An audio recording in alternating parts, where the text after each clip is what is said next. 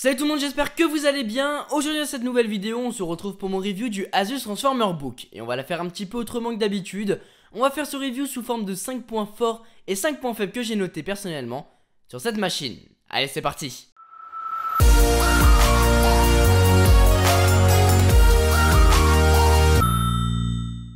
On l'a vu dans ma vidéo déballage, son design n'est pas l'un de ses points forts. Il est sympa avec cette architecture en métal, il est plutôt léger avec ses 580 grammes, mais il a quand même des bords énormes et vous l'avez d'ailleurs noté. Du coup, petit point faible de ce côté-là. Sur la tablette, on va retrouver des boutons de volume, une prise USB-C pour recharger le produit. On a sur le dessus le bouton d'allumage, avec sur la droite la prise jack, la prise micro USB, la prise micro HDMI et un port micro SD. A l'arrière, on a la caméra dorsale qu'on verra en détail dans quelques minutes et sur la face avant, on a la caméra frontale. Pour son écran, le Transformer Book a une dalle IPS de 10 pouces de diagonale avec une résolution de 1280 par 800 pixels, un écran pas du tout de beauté, les couleurs ne sont pas très fidèles en essayant d'être éclatantes mais ça n'a pas trop marché.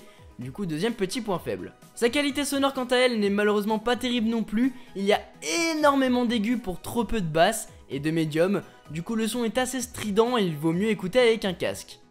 Côté système d'exploitation, le Asus Transformer Book tourne sous Windows 10 avec 2Go de RAM et 64Go de stockage SSD. Rêvez pas, ce n'est pas une bête de compétition et donc oubliez le fait de vouloir faire tourner GTA V dessus, ça ne sera pas possible et de toute façon, il n'est pas du tout fait pour ça. Par contre, il conviendra très bien pour un étudiant voulant faire de la bureautique, à savoir utiliser Word, PowerPoint, Excel, et en plus ils sont directement fournis avec l'ordinateur, donc ça c'est cool.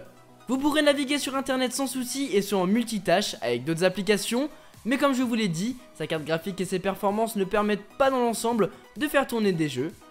Après pour ce qui est de Windows 10, eh bien il faut aimer. Pour naviguer, on retrouve, pour entrer dans les applications qu'on a installées, on retrouve aussi. Mais pour commencer à régler différentes choses, ça commence à se compliquer si on n'a pas l'habitude. Après, c'est comme tout système d'exploitation, il faut s'y habituer et au bout d'un moment, au bout d'une bonne journée d'utilisation et en allant sur 2-3 forums pour savoir où aller, c'est tout bon.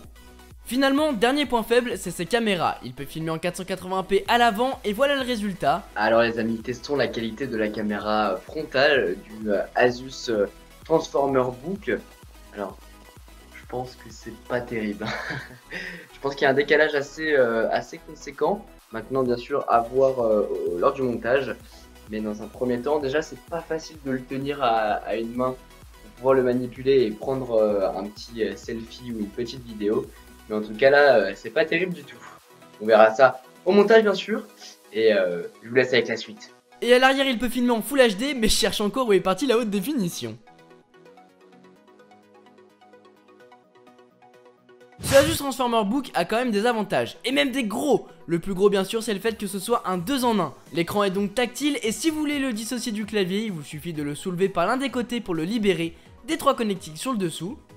Une fois déconnecté, vous allez pouvoir l'utiliser comme une grande tablette de 10 pouces avec l'interface Windows 10 ordinateur, ou bien vous allez pouvoir passer en mode tablette pour l'utiliser comme un Windows Phone ou un Windows Tablet en gros, avec les tuiles sur l'écran et en naviguant de haut en bas. Du coup c'est un PC vraiment idéal si on veut le transporter un petit peu partout et notamment en vacances. Vous allez facilement pouvoir le mettre dans votre sac à dos et prendre des notes dessus, c'est vraiment agréable. Mais je préfère le faire via le clavier de celui-ci car il est très bien. L'appui des touches est assez court malgré que les touches soient assez petites, mais on s'y habitue assez vite.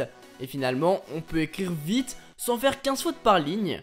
Le trackpad est par contre un petit peu petit, mais bon il est agréable à utiliser et donc pas besoin de souris pour accompagner le tout. Pour recharger la tablette, cela se fera via une prise USB-C et comptez 2-3 bonnes heures pour le recharger entièrement. Pour ma part en l'utilisant pour écrire des vidéos, donc en faisant du Word, en regardant des vidéos sur YouTube, en surfant sur internet et en faisant un petit peu de Skype, il a tenu pas loin de 9 heures. 9 heures d'utilisation, c'est vraiment excellent de ce côté-là. Vous pouvez donc embarquer le Transformer Book pour votre journée de cours sans vous inquiéter d'avoir oublié votre chargeur. Autre petite chose assez sympa, vous avez une prise USB sur le clavier, vous pouvez y brancher n'importe quel périphérique, mais par contre, j'aurais aimé qu'il rajoute une batterie dans le clavier, comme ça l'autonomie aurait été encore bien meilleure, malgré qu'elle le soit déjà. Pour son prix, il est dispo pour environ 300 €. Alors c'est une bonne machine, endurante, faisant parfaitement l'affaire pour un étudiant comme je vous le disais. Son côté tablette convertible en PC est très sympa, maintenant l'écran n'est pas tip top, vous ne pourrez pas faire tourner des logiciels de montage comme Premiere Pro, en tout cas pas longtemps car sa carte graphique n'est pas assez performante. Et finalement la qualité de sa caméra n'est quand même pas très bonne. Maintenant on peut pas dire qu'on va souvent l'utiliser et la caméra frontale pour un Skype suffit largement. Du coup, si vous êtes étudiant ou étudiante et que vous avez besoin d'un ordinateur pour écrire vos cours, je vous le conseille fortement car il est léger et petit, donc transportable. Il a une bonne batterie, mais si vous êtes graphiste et que vous voulez faire tourner les logiciels Adobe ou que vous êtes gamer, oubliez. Voilà les amis ce que je pouvais vous dire sur le Asus Transformer Book T100.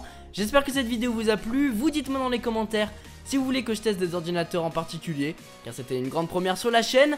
Sur ce, c'était Quentin, passez tous une très bonne journée. Tchou.